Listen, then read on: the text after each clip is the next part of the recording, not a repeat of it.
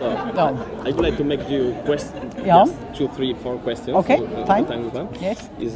The first is today you start with these meetings about how to revise and rewrite the constitution of your country. Yes. How do you come to this position? Yes.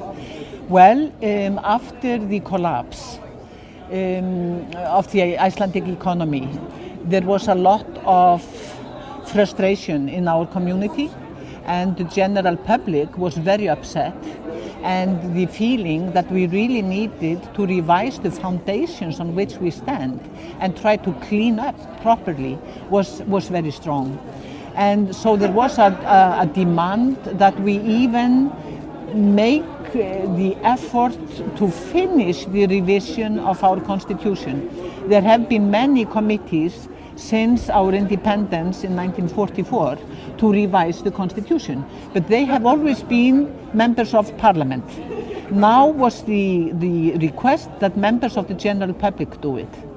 And so the decision was made that there should be a special constitutional assembly that would be elected by the general public. And this election took place in November last. In order to prepare the work of these people, a constitutional committee was elected in June 2010. 7 people, 3 of whom were lawyers, but not all of them. And I am a director of the Institute for Sustainability Studies at the University of Iceland. I'm a physiologist, I'm a neurophysiologist, so I come from a totally different field. But I was asked to be a member of this committee, and they elected me as chairman of the committee. And this committee has now been working for 9 months or so. And what we were asked to do was to try to prepare as well as we could the work of the Constitutional Assembly by, first of all, gathering all relevant information. We have put up a website with all relevant information that we could lay our hands on. Then to prepare a national gathering of 1,000 Icelanders who came together for one day on the 6th of November to discuss and make suggestions as to how we could improve our constitution. This was a wonderful event, very, very beautiful, where all people sat at tables with 8 others and really went through everything they could think of that could make the constitution better.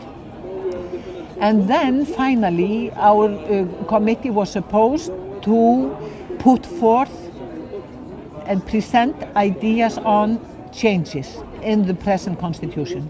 And this turned out to be the greatest of our 3 tasks.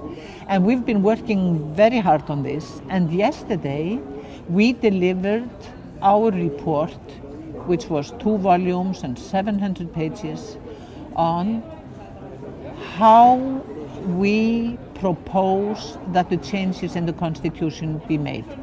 And we do not propose certain ideas, we propose choices. In the matter of human rights, we say, now these are the issues, this is what the national gathering suggested or asked for, this is what our specialists that we have worked with suggest, this is what the committee itself thinks. And then at the end of the chapter we say, here are some suggestions as to paragraphs for the new constitution. You could do this, you could do that, or that, or that. And then we explain or put in annotation saying, if you do this, that would mean this, that, and the other. If you do this, it would mean this, that, and the other. And so it is up to the assembly that came together for the first time yesterday. They will take this material that we have provided, they will work with it, and they will hopefully pick out something from us, but also their own ideas, and present a bill to the Parliament, a bill of a new constitution. And it's then the parliament that has to pass it, because that is in our current constitution. That is how we revise our constitution according to the law. So this is what we have been doing. So the work starts now. Their work starts now. Yeah. You have 2 months, I guess. Yeah, they have my work, and my committee has finished.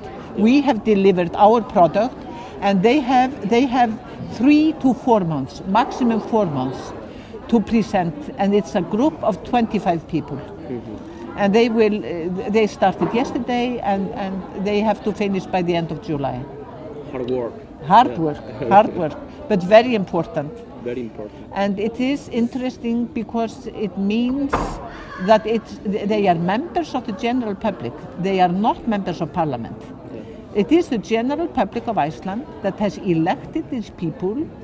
There were some formal flaws with the process of the election that caused a lot of problems in our on the path towards yesterday when they started their work. But in my eyes, that is not important. The main thing is, now they have started, they will work. These are people that were elected by the public, and I hope that they will manage to finish the task, to make a bill of law for a new constitution for the Parliament of Iceland to discuss and pass. Let's see. Yeah. You have 5 minutes more? Yeah, if you have more questions, I'm happy to answer them. It's not written yet, Yeah. this new constitution. No. But you think that it's possible to write at this to avoid problems like this collapse and this lacks of transparency, whatever? Yeah. It's possible. I think that there are many things in a constitution. The constitution is the fundamental law. Every other law in the country has to be based on the constitution. It has to abide by the constitution. It cannot go against the constitution. So it's very important that you have the framework clear and up to date. And still it has to be classical, because we can't be changing it all the time.